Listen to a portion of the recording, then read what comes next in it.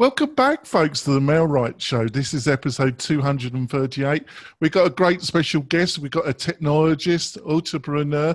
We've got Peter Sissons with us, and he's the co-founder of a video app called Yaza, which has, I think it's got some really fantastic elements to it that would really interest it to real estate agents. Peter, would you like to quickly introduce yourself to our listeners and viewers? Absolutely. Well, first, Jonathan and Robert, thanks for having me. I really appreciate it. It's a pleasure to be on the podcast. I am locked down here in my home in San Francisco, and surprising how much work we can still get done on video, which is actually a good segue, I guess. I love video, and I just think that there's no better way to really convey what a place is like or what's happening or anything than, photos in a sense are more about the photographer than they are about the place, whereas video is very much about what's happening in the video. I mean, you can't catch someone in a bad angle on a video because it's moving. So my background, I've done 4 startups before this. I'm fairly unemployable by others, so I have to keep doing my own things. And I've been pretty fortunate. I mean, I certainly am not a billionaire, but over the past 20 years, I've been able to support myself starting companies, and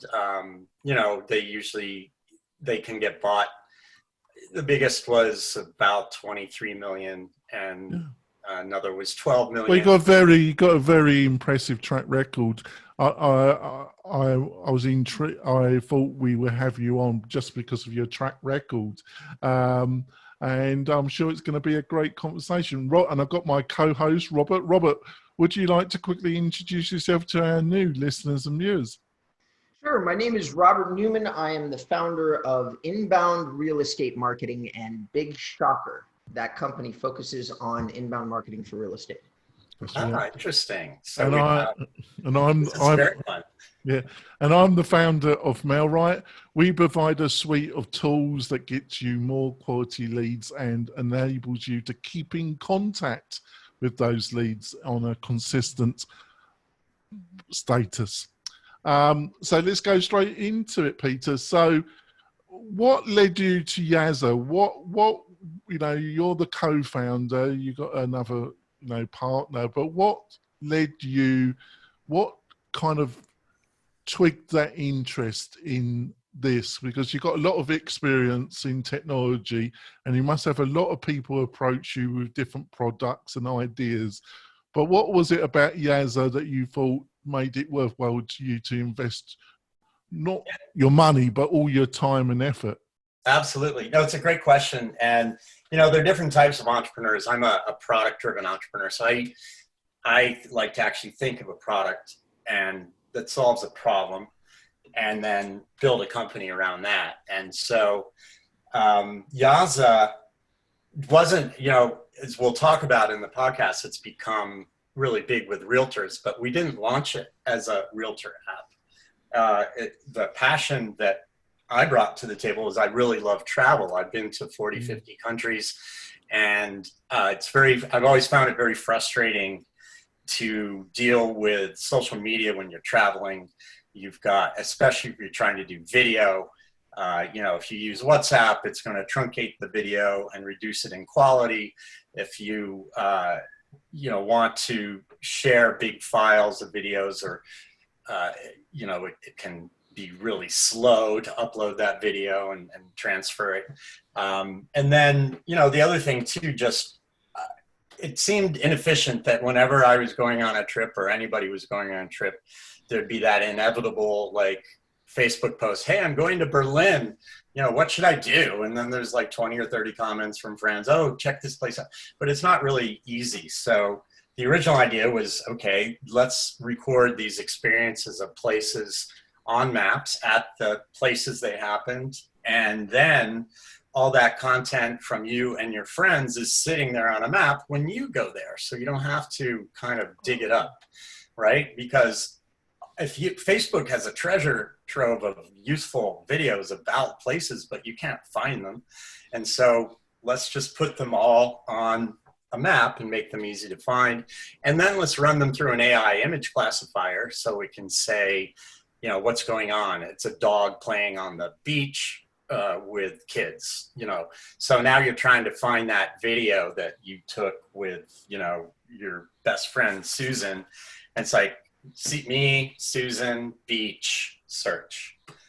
And, you know, it'll come up with all the videos of you and Susan on the beach. So that is part of the problem, trying to solve the problem with just that we all have so much video that we record and never ever look at. I mean, when was the last time you looked at any of the videos that are in your camera or shared them with people even?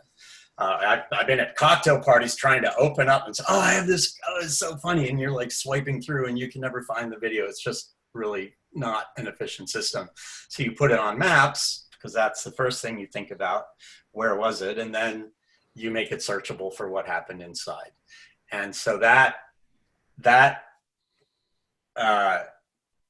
travel sort of bug is what was the inspiration to solve that problem.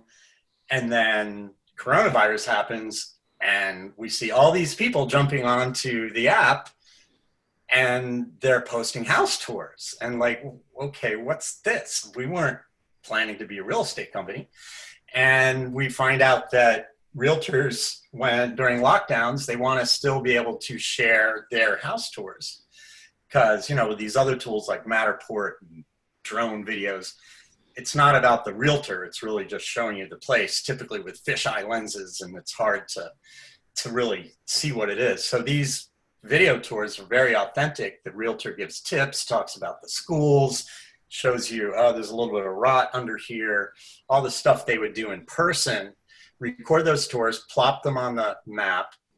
Any videos at a location just pile up under the marker and will play in story order to sort of create a story.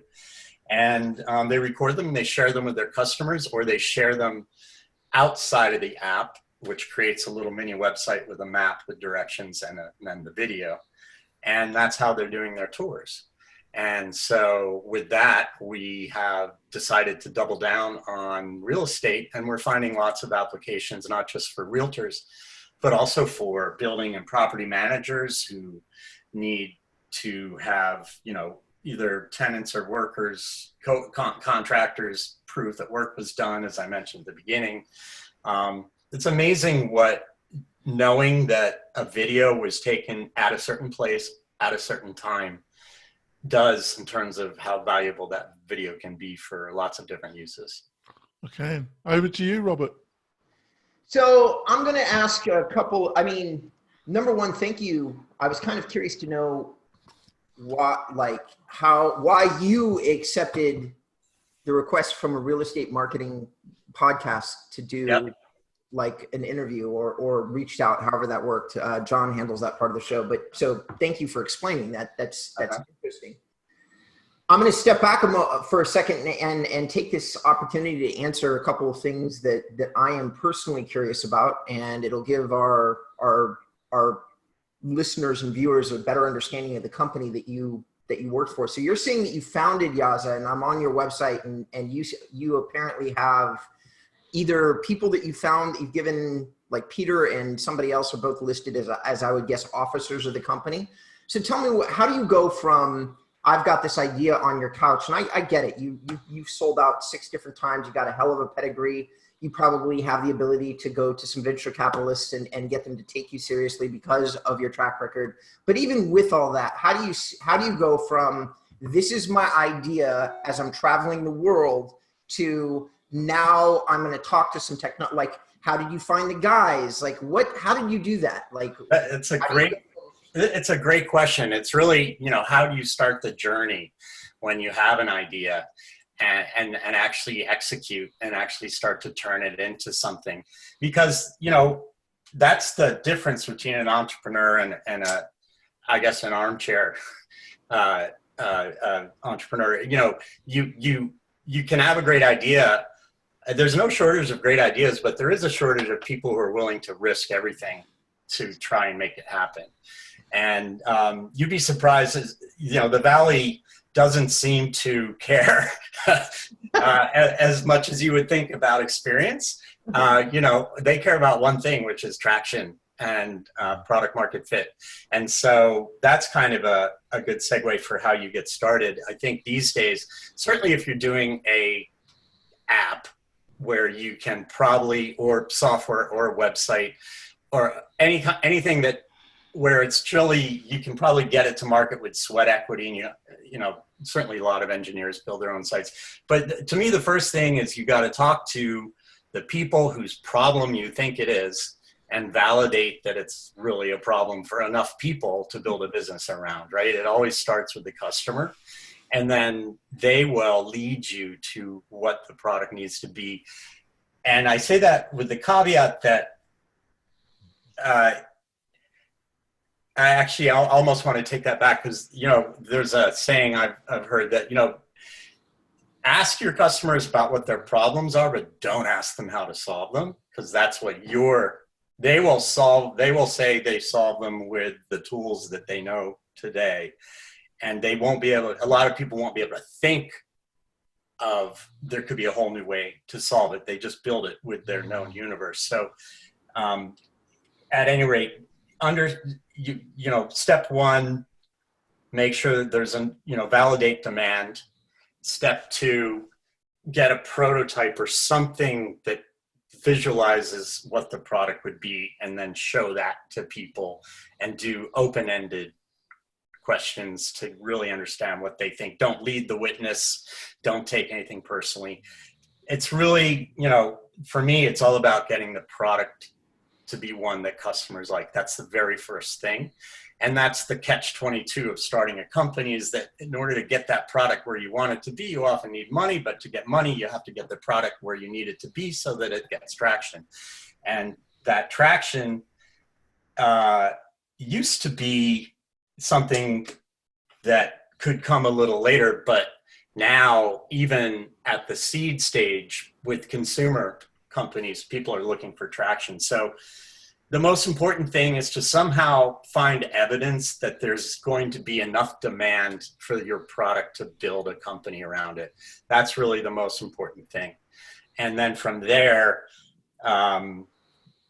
your job gets much easier. I mean, I want to give you guys a chance to ask more questions, but there is kind of I could talk about this the entire podcast, because there's kind of four steps that I look at. Do you want me to keep going, or? Yeah, go.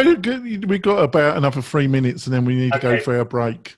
Okay, so the three things when you have to think your customer is the investor at the beginning, but your initial customer is the customer. But when you're early, your customer is the investor. So you've got to think about what drives them, and what drives them is risk reward.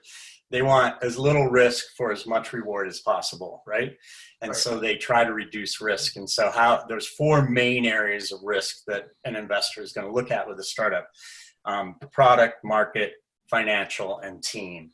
So product risk is, can you build a prototype? Can you build what you are dreaming of? Do you have something to prove that you've got the right team to at least make this happen if you're promising something magic or whatever? You have to show that you can build the product. That's the product risk. Market risk, this is what I was talking about. It's the hardest one. That's traction. Market risk, what can you do to prove to me that the dog will eat the dog food? And that you can build a business around this. And so that's early numbers. And often in the beginning, traction is more about engagement than growth. People think, I just have to grow like crazy. But no, growing like crazy on customers that churn out is not building a business. They'd rather see a small pocket of highly engaged users emerge than you study the hell out of those highly engaged users, find more like them, and grow. And then financial risk is there a business model here? Can you make margins that are sustainable? What's the competitive intensity? And then team is, to what extent can you mitigate team risk by bringing people on who have, make up for certain experience that you lack, or have you done it before? Is there anything that you can show that gives investors comfort that you know how to execute. And so those 4 areas, product, market, financial, and team, are kind of what you need to be thinking about as you prepare to raise money. That's great. We're going to go for our break. When we come back, we're going to talk some more about how to use video if you're a real estate agent more effectively in 2020. We'll be back in a few moments, folks. That was really cool, Peter. Awesome. Good. We're coming back. We've got a great guest. We've got Peter Sisson with us. He's only started a few successful startups. Now, a few weeks ago, we had another individual that's got a lot of experience with video in the real estate industry, and definitely somebody I think you should talk to. And that was Stephen Pagnelli, and it's BombBomb. I don't know if you're aware of BombBomb. No, I'd love to hear about it. BombBomb, we interviewed him about 4-6 weeks ago, probably, didn't we, Robert? Yeah. And it's a really successful company. It's built out, I think it's got, I don't know how many users it's actually got. It's quite substantial, isn't it, Robert? It's got a big user. God, yeah. They're huge. Yeah, they're huge. Awesome. And they've expanded outside the real estate, and they're used by a lot of other service type industries now. So you definitely want to approach him and see if he can give you some advice. Yeah, definitely. But the reason I bring it up is that I really think using video as a real estate is something that we've been hammering away, me and Robert, for about almost a year and a half. You know, you really got to use video, but getting good quality video, getting it up on Facebook or YouTube, it's okay, you know, but I still think the tools and the ways you do it are still pretty clanky. Yeah. So is that one of the things that you're really trying to do? You got the map feature, you got the feature where you can remove any video. So if you're embarrassed, you can just get rid of it. You got the map thing, but are you really also looking at the UX and the ability to get video up on different platforms much more easier? Is that something? That could have been a better question, because it is in fact something that we've been really focused on. Is, you know, as we talk to realtors and understood, you know, realtors are like you and me. We're probably, the 3 of us are a little more tech sophisticated than some. And so our goal was to make it really, really simple. So Yaza does solve that problem, because you record the video the same way you record a video in Snap. The UX is very similar. You hold down the button, the little thing spins around, you figure out how that forces you can't like turn on the recorder and just start talking, because you create really long, lengthy, wordy videos and people don't. So, you know, we constrain the time by that. And then people work in go from room to room, doing a different video in each room. And then they all get collected together automatically and turned into a tour, as long as they're all at the same location, because the app does that for you. But the video, so first of all, making it super easy like that. The second thing that is important, I think, is, like you said, getting it onto other platforms. We don't intend to be necessarily a real estate platform to replace all real estate platforms, not at all. We're just a new tool. We are less about lead gen and, you know, a lot of the stuff that you guys focus on. We're in a different sort of phase of the sales cycle, which is very much closing. And so in order to get the videos to other sites, we actually thought hard about that. And when you share out of the app, you share a link that creates a little mini website. And the website has the map as the background, has a marker on the map, the ability to get directions, and then in the window in the middle is the video tour of the house, which you can play. So I'm sorry to interrupt slightly, but I'm really fascinated by that, because both me and Robert are big into WordPress. I built my application. I've got another business also where I'm big into WordPress, and so is Robert. So is there a plugin, or is there a method of actually placing these maps inside a WordPress website? Yeah, so when you create a video within Yaza, there's a external sharing link. You often see them on Apple. It's a little box with the arrow coming up. And that external sharing link opens up an Apple interface that allows you to share it to just about anything, right? And so we then, for each of those places you can share it with, we optimize it to look good on that platform. And we use a standard called OEmbed, so that by complying with OEmbed, you can take that link and put it directly into the website. There's a website that you could even look at right now of a realtor who put one in, and he's, it's called benblackrealty.com. Well, bring it up and share your screen. Show it to us. Oh, yeah. Okay. I'm doing it. Oh, if I can share a screen, I can show you all sorts of cool things. Yeah, do it. All right, cool. You got the green button. Yeah, I got it. We're all becoming pretty good at this, unfortunately. All right, so you should see. You got 3,000 emails. Yeah. 12,784 unread. So yeah, I tell people to text me when they email me. That's what emails become for me. So let me first open up, because there's some good demo videos here. Website. And this, people will be able to see this, right? So okay. Where do I want to go? I guess I'll just go to our website to start. Let me see if I can make this bigger. I'll do full screen. And then I'll do... How's that looking? That's great. Okay. Let me, so anyway, I'll do this. Then they can see all of us. So, like I talked about those mini websites. So if I click on here's one where we've embedded it in the website. If I click on it, it takes me to a Yaza Certified Authentic, a page that lets you download the app. I can view the video.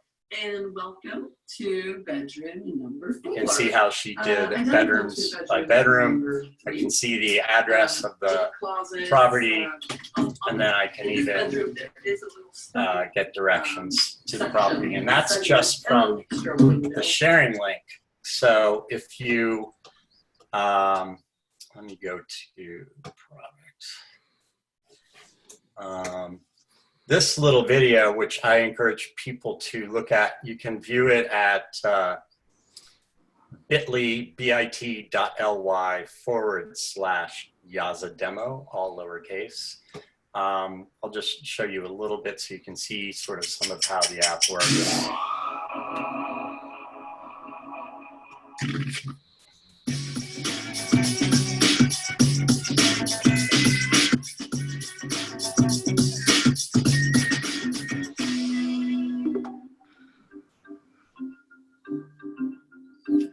I won't run this whole thing. So I've got one question. Obviously, it's closed down at the present moment, but one thing that occurs to me about this application, Peter, is that with Google local business, really getting videos up which also have the location and getting them up. Is a lot of agents are missing that opportunity. Me and Robert go on about that, don't we, Robert? About getting videos up on Google local business page, don't we? And if you can make that more simpler, quasi almost semi-automatic, that would be a great feature, wouldn't it be, Robert? Yeah, definitely. Yeah, one of the things we're talking to some companies that you've heard of about links, making it even easier for a realtor to embed Yaza Tour link into their website or into some of the big commercial realty websites. And so, you know, I think, you know, you guys are fans of video, I'm a fan of video, but I think the important things that realtors have to remember is that if you can't do a physical house tour, then video is your only chance to let your personality, your insights, your experience and knowledge come through. And that's only going to come through with a narrated video where you are there in it and talking and explaining and opening cupboards and looking down sinks and all of that.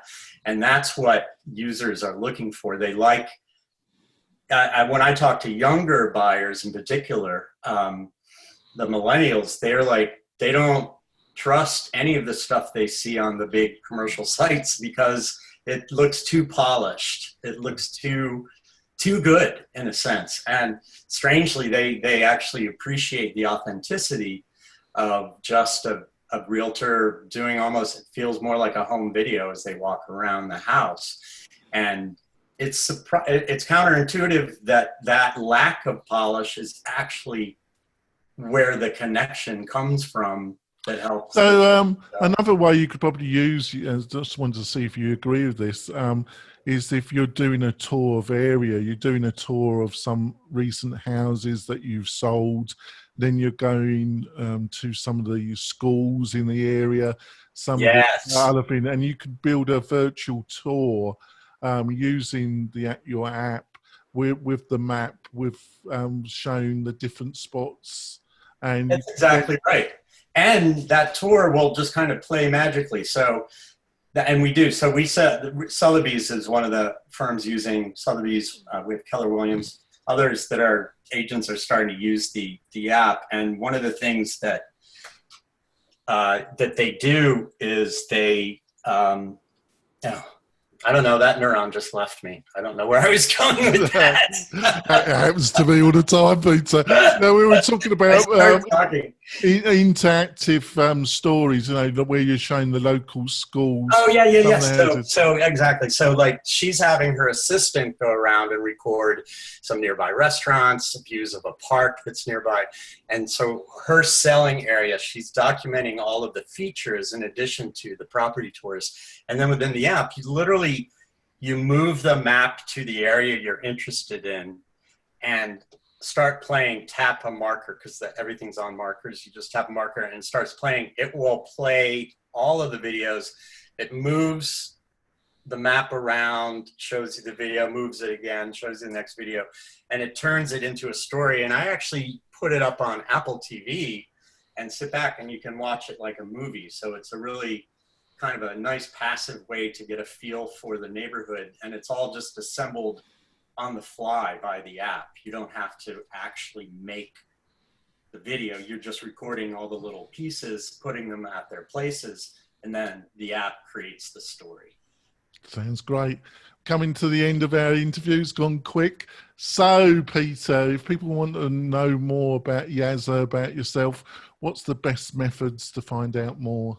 Well, you can go to yaza.io, which is the website for the company. The word Yaza is pretty rare. It was what we sometimes say the reason it's called Yaza is because it's the last name left, but it actually means going the extra mile when it comes to Buddhist meditation. But other than that, has no meaning. So it was pretty safe word. But yeah, go to yaza.io or search for Yaza, Y-A-Z-A, in the App Store. And we are working on an Android version. Unfortunately, it's going to be the end of the year before that one's out. All right. So it's at the present moment, iPhone only. I'll make sure all the links and everything we've discussed to listeners are in the show notes, which you will find on the Mailright website. Robert, if people want to find out more about you and your company and what you're up to, what's the best ways, Robert? I'm going to add some closing thoughts to those that listen to the show from my marketing perspective. And while I didn't really get a chance to see Yaza entirely, and I would have liked to, I will say this: the internal website-like concept with the link is pretty cool. 60 to 70% of the people that are doing real estate searches on mobile phones, which is 80% of your audience. I know I'm throwing a lot of numbers out there, but let's put it this way. About 60% of people in general are going to be using an Apple phone to search for real estate, making Yaza a very good option in terms of both tours and testing out the like dropping a link on some of your social profiles. So having said that, if you would like to hear more about my amazing perspectives that blow your mind, go to inboundrem.com and you can read all about it. Awesome. I love that energy. And also, I've got some great news, folks. I'm almost finishing off a great course about real estate guerrilla marketing, how to use Google Business, local business, how to do open houses to get real leads. We'll be covering loads of stuff, and that's going to be in the Mel Wright University course. And I will be opening it up for free for the listeners. You'll be given a coupon code and you'll be able to go through the whole course for free in the next few weeks. So keep listening, and when it's ready, I will be giving the coupon code out, and it's going to be a great course. I've spent a bit of time with all the stuff me and Robert have been discussing for the past year is going to be in different parts of the course. We'll see you next week with a great guest like Peter, or eternal discussion between me and Robert. We'll see you next week, folks. Bye. Bye. Bye. Thanks. And God, I'm going to watch that